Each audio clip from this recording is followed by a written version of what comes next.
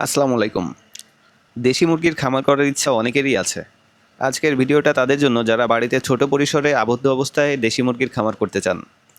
আমার বাড়ি পর্যাপ্ত পরিমাণ জায়গা থাকা সত্ত্বেও আমি মুরগিগুলোকে আবদ্ধ অবস্থায় পালন করার সিদ্ধান্ত নিয়েছি।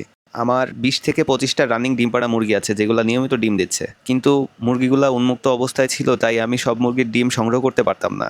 ওরা বিভিন্ন জায়গায় যেয়ে ডিম পারতো, তাই আজকে ওদের আবদ্ধ অবস্থায় রাখার ব্যবস্থা করতেছি। খামার করতে চাইলে প্রথমেই আপনাকে ছোট পরিসরে শুরু করতে হবে, যাতে আপনি প্রথমে অভিজ্ঞতা অর্জন করতে পারেন এবং লসের সম্মুখীন না হন। আমিও ছোট পরিসরে শুরু করতেছি। এখানে আমার কোনো ইনভেস্ট নাই। বাড়িতে যে মুরগিগুলো ছিল ওইগুলো দিয়েই শুরু করতেছি। শুধু ২,০০০ টাকার নেট কেনা হয়েছে যাতে ওদের আবদ্ধ অবস্থায় রাখা যায়।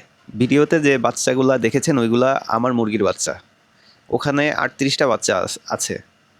আরও কিছু ডিম নিয়ে ৩টা মুরগি কুচে বসে আছে, যেগুলো ১ সপ্তাহের ভেতরেই ফুটে বের হবে ইনশাল্লাহ। এগুলা বড় করতে পারলেই আমার খামারের সাইজও মাশাল্লাহ বড় হতে থাকবে। আমি বাইরে থেকে একটা মুরগিও কিনবো না। আমার খামারের যে মুরগিগুলা আছে ওইগুলা থেকেই আস্তে আস্তে বাচ্চা নিয়ে খামারটা বড় করার ইচ্ছা আমার। ছোট বড় মিলিয়ে এখন আমার মুরগির সংখ্যা দাঁড়িয়েছে প্রায় ৭০ থেকে ৮০টা। এখন থেকে আমি আর কোনো ডিম মুরগি দিয়ে ফোটাবো না। আমার একটা ইনকিউবেটর মেশিনও আছে, যেটা ৪০০ ডিমের ক্যাপাসিটি। মোটামুটি ১০০ ডিম সংগ্রহ করতে পারলেই ইনকিউবেটরে ডিমগুলো দিয়ে দেবো। আমি কিভাবে আমার খামার পরিচালনা করি তা দেখতে হলে আমার সাথেই থাকুন। আল্লাহ হাফেজ।